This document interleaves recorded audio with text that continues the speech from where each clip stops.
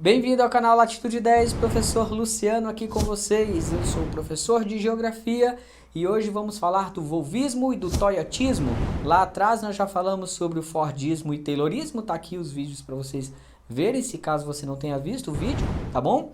E hoje vamos falar desses dois modelos de produção e administração. Olha que interessante.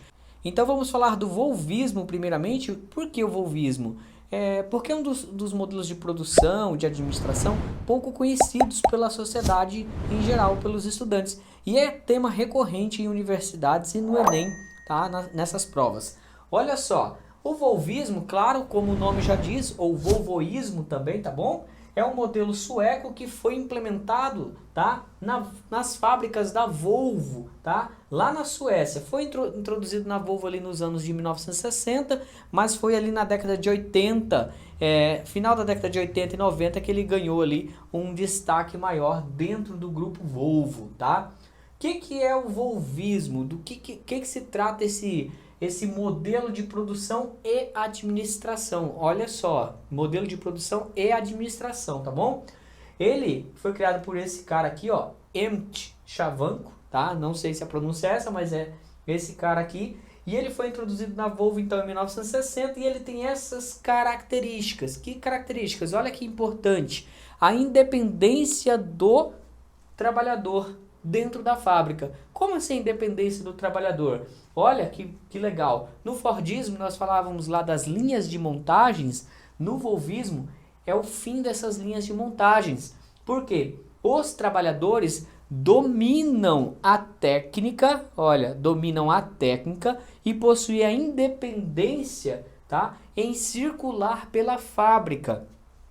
Como que o volvismo funciona no real? Se não há uma linha de montagem, professor, dentro da indústria, porque todas as indústrias têm uma linha de montagem, mas no volvismo, não é que no volvismo não tem uma linha de montagem, mas como que funciona? O trabalho no volvismo, ele é por equipes. O trabalhador, ele não fica restrito a apenas um ponto da indústria e pega o produto aqui, aperta o parafuso aqui, joga o produto para lá e a esteira vai levando esse produto embora. Não, são equipes de trabalhadores e essas equipes têm que saber pelo menos 75%, tem que dominar 75% de todo o processo produtivo, do começo ao fim daquele produto. No caso, veículos, tá? Fábrica da Volvo de veículos. Então essa independência dos trabalhadores, esse trabalhador planejador, ó, trabalho flexível, coletivo e qualificado. Se eu tenho um trabalhador que domina todo esse processo de produção ou boa parte de todo esse processo produtivo, esse trabalhador ele é qualificado. Agora, uma coisa muito importante de se lembrar. Dentro do volvismo nós temos sim a automação dos sistemas, a automação da industrialização, essa automação que ela se dá aqui, ó, nesse período de segunda e terceira revolução industrial, é nesse momento que surge o volvismo também, assim como o toyotismo, e essa automação, ela não significa a ausência do trabalhador e a precarização do trabalhador. Como assim? Porque nesse sistema do volvismo, o trabalhador, tá, que dita o ritmo das máquinas e não o contrário, como era no Fordismo, que a esteira que ditava o ritmo, né, do trabalho. Aqui no volvismo não, é o trabalhador coletivo, flexível e qualificado que vai, tá, ditar esse ritmo. Forte sindicalização e mão de obra cara. Vamos entender o seguinte, o volvismo ele surgiu lá na Suécia. A Suécia, nesse momento, vivia ali uma estabilidade social, como é até hoje, um país com uma grande estabilidade social, um país com boas condições de vida, e os jovens não queriam trabalhar em fábricas. E o que essas fábricas tiveram que fazer? Antes de todo aquele processo de globalização, de levar as indústrias mundo afora, tá? A fábrica da Volvo pensou o seguinte, vamos introduzir melhores condições de trabalho, melhores condições, tá? Melhoria de condição social e de vida para que esse jovem queira trabalhar numa fábrica. Mas para isso, é claro, essa mão de obra ela não era barata, era uma mão de obra cara. Por quê? Quanto mais qualificação você tem para o trabalho, tende a ocorrer maior valorização da sua mão de obra. Mas não vamos deixar nos enganar por uma coisa em relação ao volvismo. Mesmo o trabalhador sendo independente, um trabalho flexível, a mão de obra sendo mais cara, entregando ali, o volvismo visava um produto mais bem acabado, uma maior qualidade dos seus produtos, isso também é importante ressaltar, mas ele não abriu mão, tá, da acumulação do capital na mão dos empresários. Deu-se melhoria na qualidade de vida e de trabalho aos operários, por causa da forte sindicalização que já ocorria na Suécia naquele momento, mas a acumulação do capital sempre nas mãos, tá, do empresário, ok? E olha só, a ausência de horários rígidos dentro do volvismo não se preocupava em horários rígidos dentro da fábrica de trabalho. As equipes se organizavam, não existia, por exemplo, um gerente de estoque, um gerente de produção. O que existiam eram equipes, essa equipe escolhia o seu gerente, olha, bem democrático, né? Escolhia o seu gerente e essa equipe planejava entre eles como seria produzido aquele carro, aquele equipamento, enfim, aquele produto e chegavam, tá bom? E chegavam ao veredito de como iriam fazer. Eles tinham toda essa liberdade dentro da fábrica da Volvo. Com isso, investimento social e melhoria nas condições. Por que eu falei que o volvismo é um modelo de produção e administração? Porque ele não se preocupou apenas com a fábrica. Ele não estava preocupado apenas com a fábrica, e sim com as melhorias de condições do trabalhador também fora da fábrica, como por exemplo, redes de transporte coletivo para se chegar até o local de trabalho, um deslocamento mais confortável, moradia mais confortável. Tudo isso era pensado dentro do volvismo, numa macro administração, tá, que saía de dentro dos portões da fábrica para as cidades onde essas fábricas eram instaladas. Tá? Então, o modelo volvismo, ele era isso. Agora, as críticas ao volvismo, que a gente tem que entender, por que ele não conseguiu se manter aí, já que, nossa, que bom, né? Trabalho flexível, coletivo, qualificado, sindicalização, os sindicatos muito fortes, né? Mantinham os salários ali bem altos, mantinham uma qualidade de vida muito boa para os operários, mas por que isso não deu certo? Porque lá na década de 90, a Suécia começa a passar por crise econômica. E sustentar isso aqui, para as indústrias da Volvo sustentar todo esse modelo, vendo o que se estava aplicando no mundo afora em outras fábricas da Volvo, isso aqui começou a ficar insustentável. Por ficar insustentável, essas empresas acabaram sucumbindo e vindo até mesmo a fechar as portas e depois reabrirem. Anos depois reabriram, mas fecharam as portas e acabaram com esse modelo, não conseguiram levar para frente. Por quê? Em momentos de crise, o volvismo não consegue se manter, tá bom? Não consegue se manter dando essas qualidades, essas melhorias, trazendo todo esse diferencial. Mas devo ressaltar novamente, fizeram tudo isso com qualidade no produto produzido, tá bom?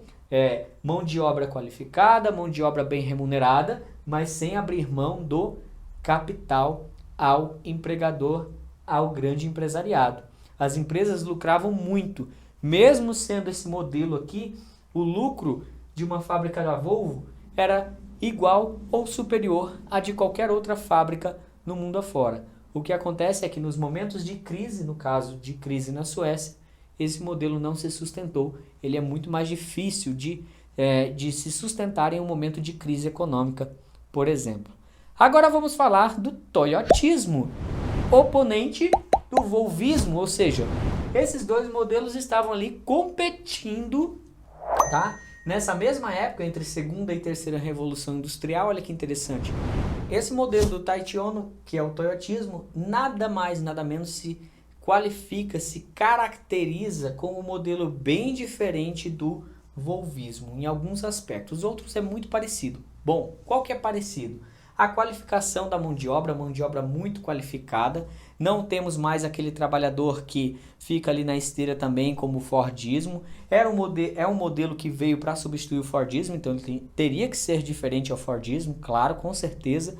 esse trabalhador qualificado, mas aqui ó, eu tenho um desmonte do sindicalismo. Nós temos aqui as divisões de tarefas dentro da indústria. Claro que não mais um trabalhador tão focado em uma atividade só, mas há uma dinâmica de tarefas dentro da indústria e um desmonte do sindicalismo, deixando apenas transparecer aqueles sindicatos ligados ao neoliberalismo, aqueles sindicatos mais neoliberais. Essa é uma das características do toyotismo muito fortes. Tá? Outra característica é a produção enxuta. Que produção é essa enxuta? Também a gente vê esse termo aqui, ó, just in time. O que é esses dois termos? Produção enxuta. Nada mais é que uma produção que está diretamente conectada, diretamente relacionada ao mercado consumidor, tá? Com redução de perdas. Como isso? Uma automação com um toque humano. Bom, eu tenho uma indústria de carros. O toyotismo já vem da Toyota, né? Que foi empregado nas fábricas da Toyota no Japão. Vamos pensar no Japão pós Segunda Guerra Mundial. Um país muito pequeno.